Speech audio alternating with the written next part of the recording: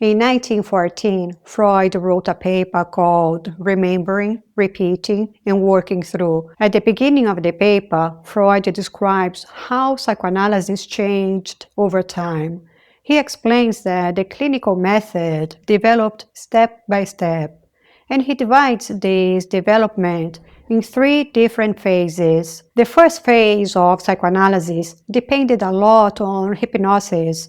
In this stage, the goal was what is called catharsis, which means releasing emotions that were stuck inside. The doctor used hypnosis to go around the patient's conscious mind so they could reach the memory of the exact moment when the symptom first appeared. The idea was simple. The patient had to remember the forgotten event, feel the emotion again, which is called a reaction, meaning letting the trapped feeling come out, for example, by crying, shaking, or speaking about the event with strong emotion. The theory was direct: put the patient under hypnosis, find the forgotten trauma, bring the feeling out, make the unconscious conscious, and the symptom should disappear. Early analysts were very thankful for hypnosis because it allowed them to see the mind in a very clear and simple way. When the patient was hypnotized, many of the usual mental defenses were turned off, so the doctor could observe the hidden processes more easily and clearly. This convinced them that the unconscious was real and very powerful. However, there was an important problem with this method. After hypnosis ended, the mind returned to its normal state, and all the old resistance came back as well. The conscious mind did not accept the cure because it had not really taken part in the process. If the waking mind was not involved in solving the problem, it didn't recognize the solution. Because of this, Freud understood that it was not enough to go around the conscious mind. The analysis had to work with the patient while they were fully awake, dealing directly with their resistances, and this led to the second phase.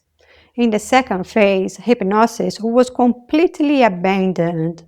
The patient stayed awake, and the method changed to what Freud called free association.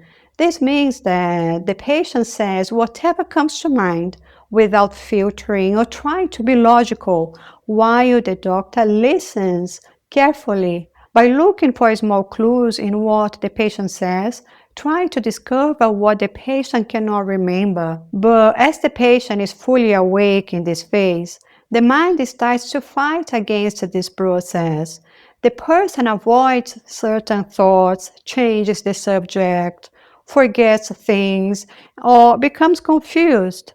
So Freud called this resistance, which means the mind is protecting itself for something it doesn't want to face. In this situation, the doctor often takes the role of an interpreter, like someone solving a puzzle. The analyst listens to everything and then tells the patient what seems to be hidden. However, even this method was not enough. Freud noticed that simply telling the patient what they were repressing didn't always change anything. The patient could understand the explanation, but the problem would still continue. Because of this, Freud moved to a third phase. In the third phase, the analyst stops trying to find the exact past event that caused the problem. They no longer try to force the patient to remember a specific trauma as if they were searching for the origin of the symptom. Instead of digging into the past directly, the analyst focuses on what is happening in the patient's mind in the present moment. In this stage, what matters is whatever comes to the surface during the session. The thoughts, feelings, silences, reactions, and even the way the patient relates to the analyst all become the main material of the work. The idea is that the past is not only remembered, it repeats again in the present in the way the patient behaves without realizing it. This is the point where Freud shows that the problem is not solved by simply finding the old trauma, but by understanding how the same patterns keep happening again and again during the analysis. In this paper, Freud explains that the goal of analysis is to overcome the resistance created by repression. Repression means that the mind pushes certain memories or feelings out of awareness because they are too painful or threatening. The problem is that these mental defenses are very strong, and if the analyst tries to confront them directly, the patient's mind reacts as if it is in danger. When this happens, patients may disconnect from their feelings, become angry, change the subject, forget things. This doesn't happen because they don't want to get better, but because the mind believes those defenses are necessary for survival. The brain does not know that the analyst is trying to help. It only feels that someone is trying to open something that was locked away for protection. Because of this, Freud explains that the analyst should not force the memory to appear.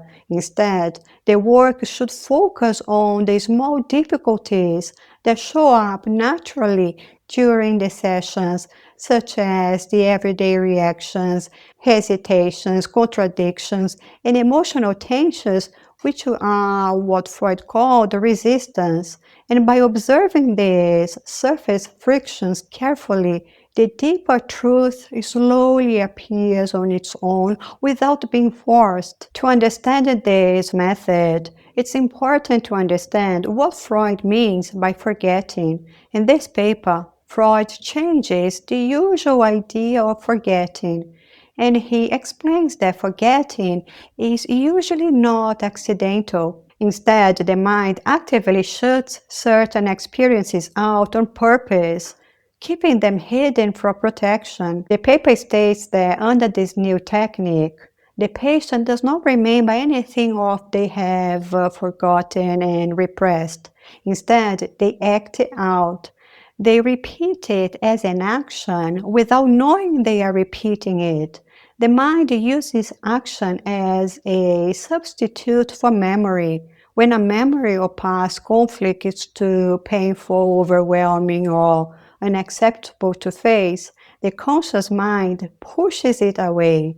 It refuses to be thought about, but the energy has to go somewhere. The emotional energy of it cannot be destroyed, so it is discharged through physical behavior. The paper shows how repetition works with a clear example.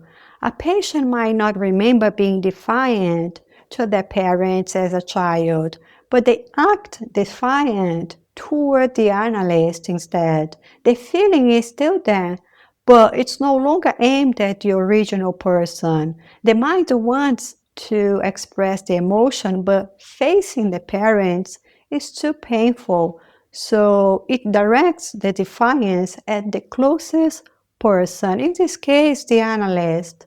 The reaction can seem too strong or extreme. The patient feels stuck in the present, just like they did as a child, even though they don't remember it. Another example is silence. The paper explains that when a patient begins treatment by sitting completely quiet in silence, this is itself a repetition. The silence is not just a lack of words. It is a physical expression of a hidden mental position.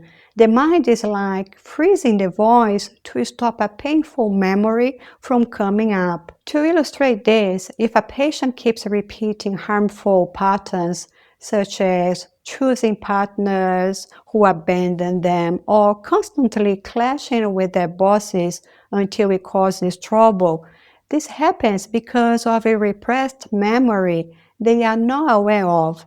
But breaking the habit is difficult because the repetition happens without their knowledge.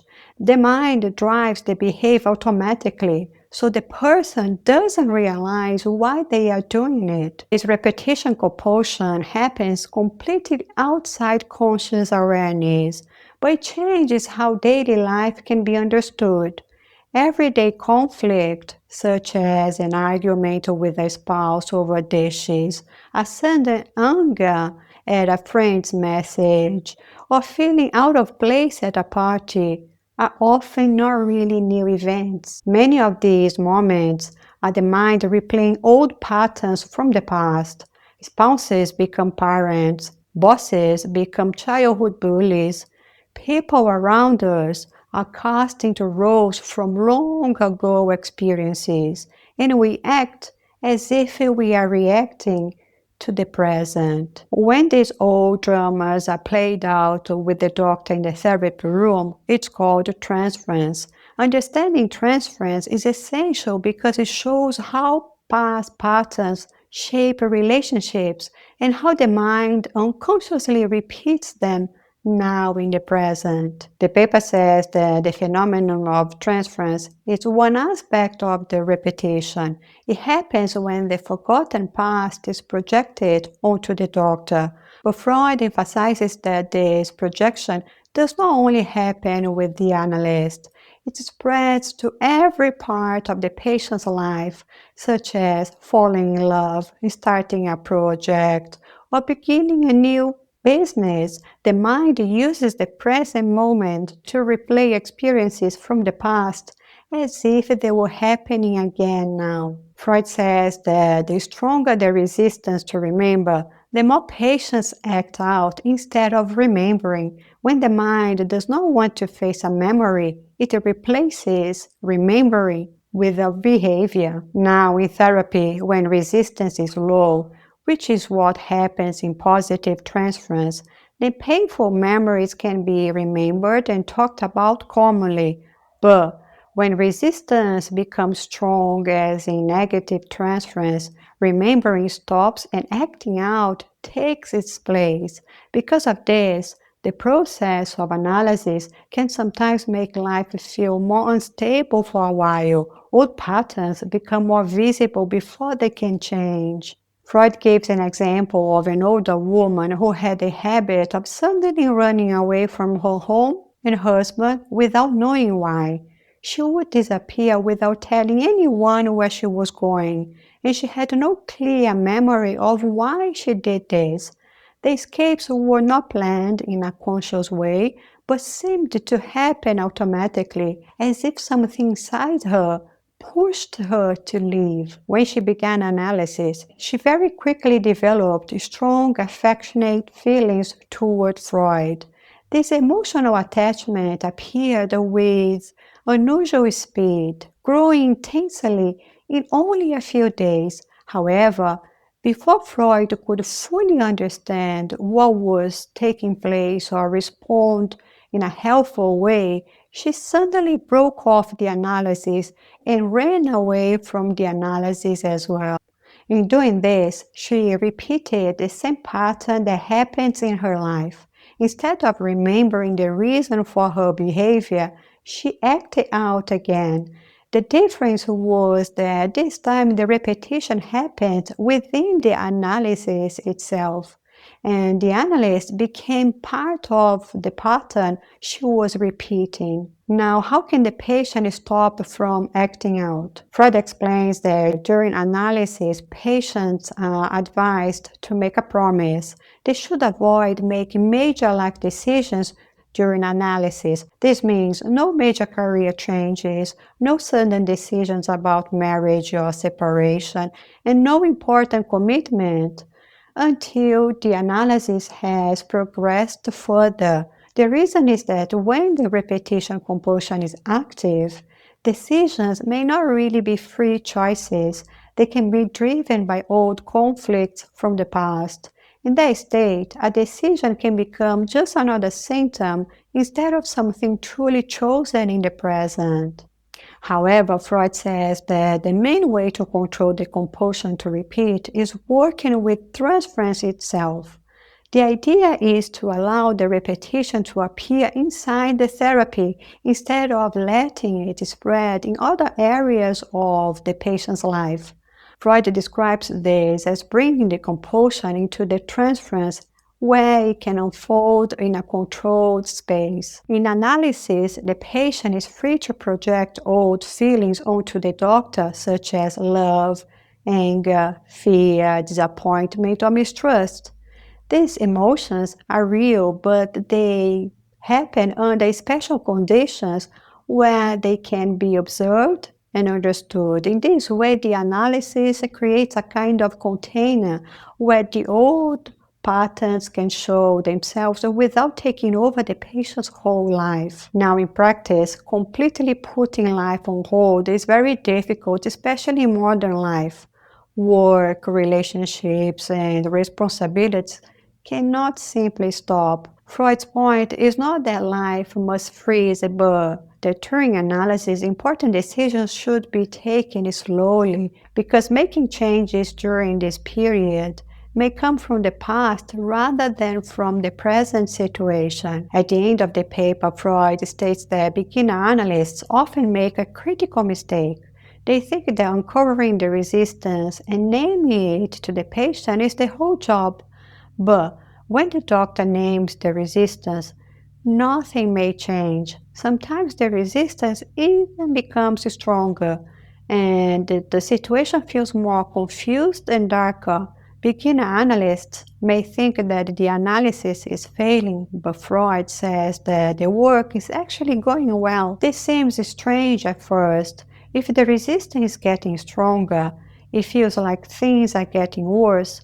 But Freud explains that there is a massive difference between intellectual understanding and emotional integration.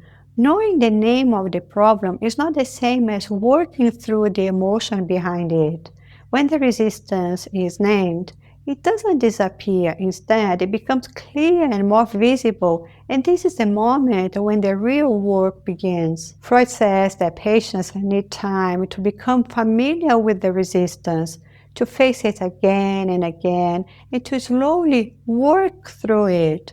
He describes this as an arduous task, meaning a long and difficult effort that requires patience from both the patient and the doctor. Simply naming the problem does not remove it. It only brings it into the therapy room where it shows its full strength and has to be dealt with step by step. Feelings that were pushed down for many years do not disappear instantly.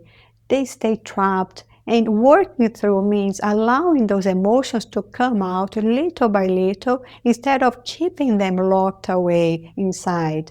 This is not a sudden release, but a slow process where the person can finally feel what was once too painful to feel.